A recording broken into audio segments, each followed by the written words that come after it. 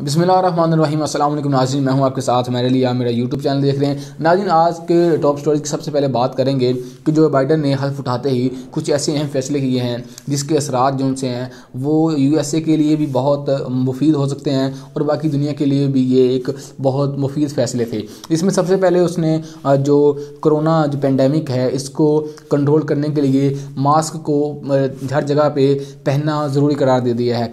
इसके अलावा पेरिस का एक प्रोग्राम है जिसका क्लाइमेट चेंज के हवाले से, तो इससे USA अलहदा था, उसने इसको ज्वाइन नहीं किया हुआ था, तो इसने आते सार ही उस प्रोग्राम के साथ भी इसने अपनी जो ज्वाइनिंग है वो कर ली है और उस प्रोग्राम का हिस्सा बन चुका है। इसके अलावा इसने वहाँ पे एक नस्ल परस्ती बहुत ज़्यादा है, इसको कम करने के लिए भी जितने भी मुमकिन इसको अहकामात थे वो उसने जारी किए हैं। इसके साथ साथ इसने मैक्सिको की जो एक सरहद है वहाँ पे दीवार बनाई जा रही थी, तो उस द्वार को भी रोक दिया गया है ताकि जो वहाँ के लोग हैं वो अपने प्यारों के साथ मिल सकें। इसके अलावा एक और जो बड़ी ख़तरे की घंटी है वो सऊदी अरब के लिए है, क्योंकि 2 साल पहले जमाल खशोगी जिसका तुर्की के अंदर कौंसलेट के अंदर एक बड़ी बेदर्दी के साथ कत्ल किया गया था, उसकी जो तहकीकात की रिपोर्ट्स है उसको अमेरिका ने शाया करने का हुक्म दे दिया है और वो कुछ ही दिनों बाद वो शाया हो सकती हैं। और अगर वो रिपोर्ट शाया हो जाती हैं तो उसके अंदर मोहम्मद बिन सलमान का जो नाम है वो आ सकता है, उसने ही कत्ल करवाया है, ये भी रिपोर्ट्स के अंदर आ सकता है। तो ये सऊदी अरब के लिए एक बहुत परेशानी की बात है। अगर ये रिपोर्ट्स बाहर आती हैं तो बहुत सारे जो शहजादे थे और मोहम्मद बिन सलमान भी इस केस के अंदर मुलव्वस हो सकते हैं, तो उनके लिए एक बड़ी मुश्किल हो सकती है।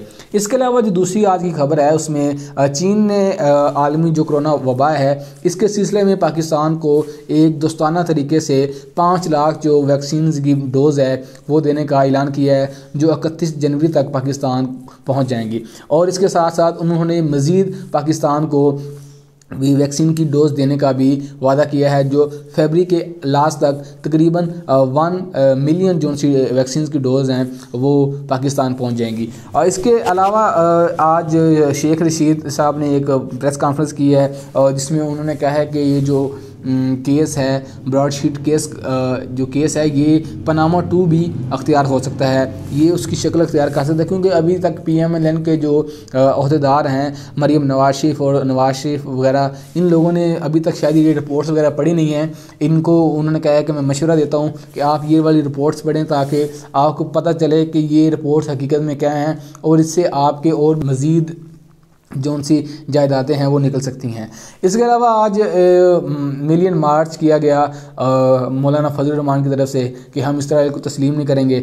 आपने कहीं सुना है कि इसराइल को पाकिस्तान तस्लीम कर रहा है? मेरे ख्याल से पिछले 2 साल के दौरान वज़ीर आज़म ने कोई सैकड़ों ऐसी इंटरव्यूज़ दी हैं जिसमें उन्होंने वह बिल्कुल सीधे लफ्ज़ों में कहा है कि हम बिल्कुल भी इसराइल को तब तक तस्लीम नहीं करेंगे जब तक फ़लस्तीन को उनका हक़ नहीं मिल जाता।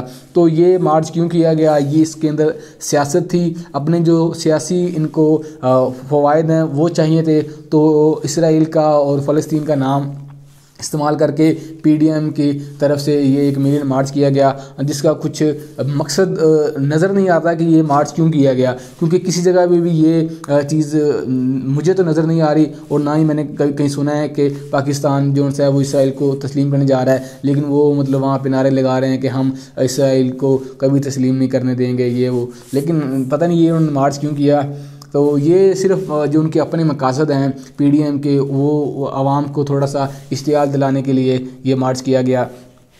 इसके अलावा वज़ीर आज़म साहब ने 2 दिन पहले ऐलान किया था कि जो ब्रॉडशीट केस है उसकी कमेटी बनेगी, 3 रुकनी कमेटी बनेगी जो इस केस के जितने भी पहलू हैं उनको देखेगी कि ये केस कैसे बना और इसके क्या क्या पहलू हैं। तो उस कमेटी के जो सरबराह हैं जस्टिस रिटायर्ड शेख अज़मत सईद, इनको इसका जो कमेटी का सरबराह बनाया गया है। इनके हवाले से मैं आपको बताता चलूँ कि ये अपने काम में बहुत ही काबिल हैं और इन्होंने इससे पहले भी पनामा का केस वगैरह के जो फैसले हैं उनके अंदर भी ये शामिल थे, GIT के अंदर भी शामिल थे। तो अगर इसके अंदर PTI के जो हुक्मरान हैं, जो PTI के किसी भी वज़ीर का नाम आ जाता है तो ये इतने सख्त हैं कि ये उनको भी नहीं बख्शेंगे।